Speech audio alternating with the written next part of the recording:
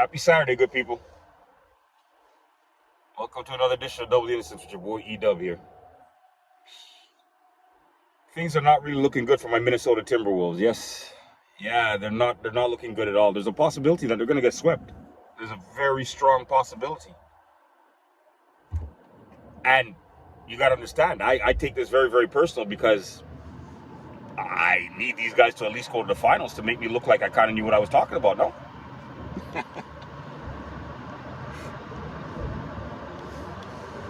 Unfortunately, especially after last night's game, the first thing that stood out to me was the inexperience is starting to kick in.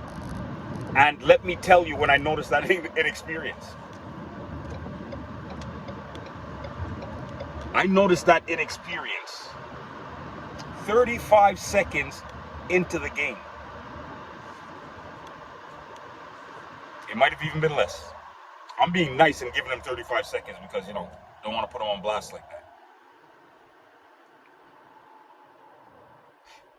Dallas scored the first 2 points of the game. Mike Conley Jr. steps out of bounds to inbound the ball. Now, there's 5 guys on the court. One guy inbounds. That's the reason why people have assigned positions. Point guard, shooting guard, power forward, small forward, and center. That's the reason why they have positions on the court. So it's basically like, you don't have to think about what you're supposed to be doing.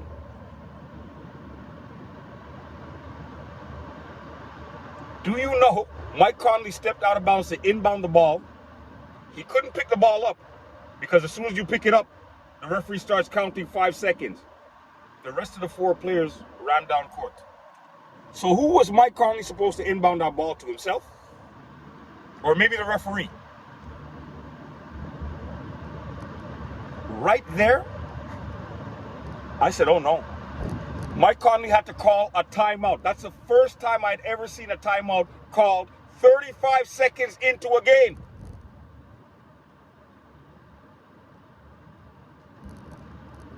And I'm sorry, Ant-Man is my guy, but Ant-Man, that's all on you, brother. That's entirely on you. What position do you play? What position do you play? How could you forget the ball has to be inbounded?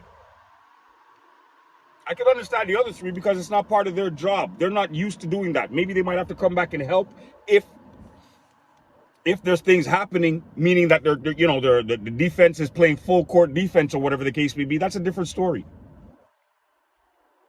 The only other person that was back there was Kyrie Irving, and he plays for the other team.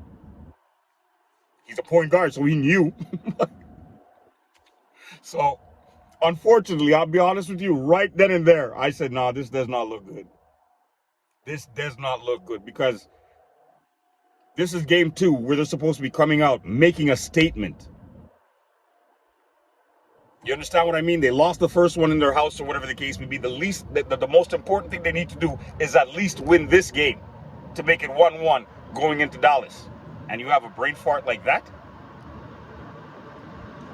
in the NBA Finals? In the Western Conference Finals? Unheard of.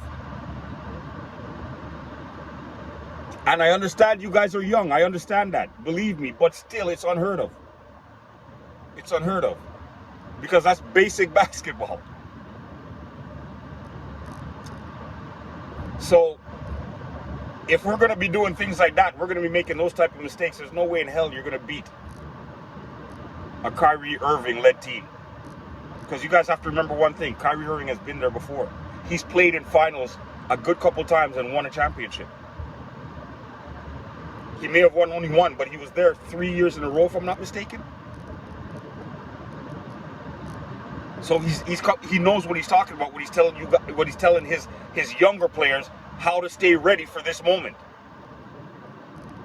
And that's why I tell you guys, experience plays a hell of a thing when you're going for a chip. And that's the one thing Minnesota is missing. Now, again, I'll go out on a limb and say it. Honestly speaking, I'm almost positive that during the offseason, Minnesota's going to have to make a decision. And the reason why I say they're going to have to make a decision is if either they're going to have to get rid of Gobert or they're going to lose Naz Reid.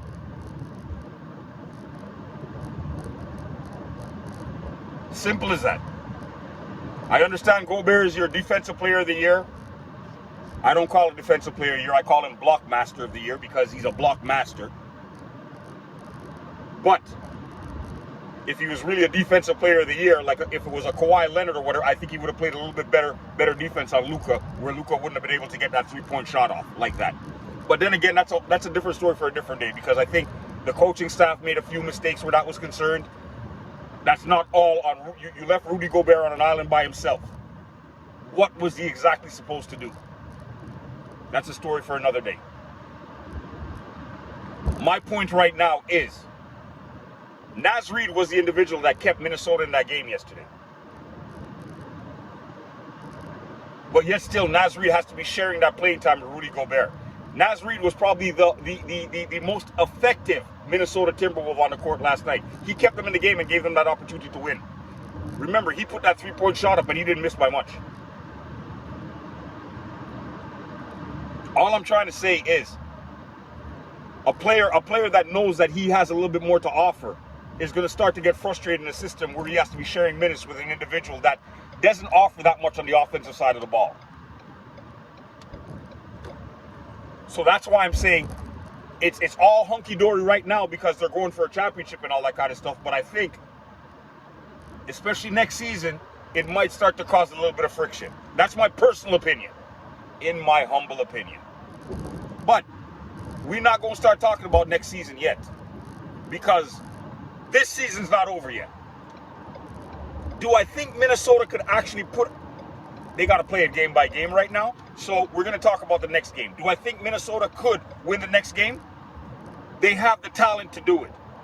It's all about the mindset now. It's all about the mindset. And unfortunately, I believe Dallas is in their head. Dallas is in their head because what they were able to do in the first two series, especially when they were able to get on a run, that run seemed to have intimidated other teams. When they get on that run with Dallas, for some strange reason, Dallas is finding that gear and pushing back. And that two-headed monster that they have with Luka and Kyrie, I'm telling you, I said it at the beginning, they're clicking at the right time. No word of a lie, they're starting to look like a championship team. But the series is not over yet. My Minnesota Timberwolves are still there, and I'm still banking on them to do what they got to do. I am a captain that's going down with my ship. And because I'm going down with my ship, it's all right, I understand. The women and children, I need you guys to step to the front of the ship, please. Step to the lower deck. There'll be some boats down there to bring you to shore safely.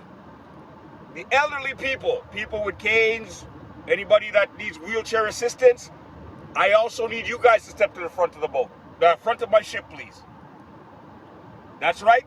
We will have assistance to bring you guys down to the lower deck, and you guys will be brought safely to shore. A show of hands. Are there any LeBron fans in here? Okay, I see. Yes. You three back there?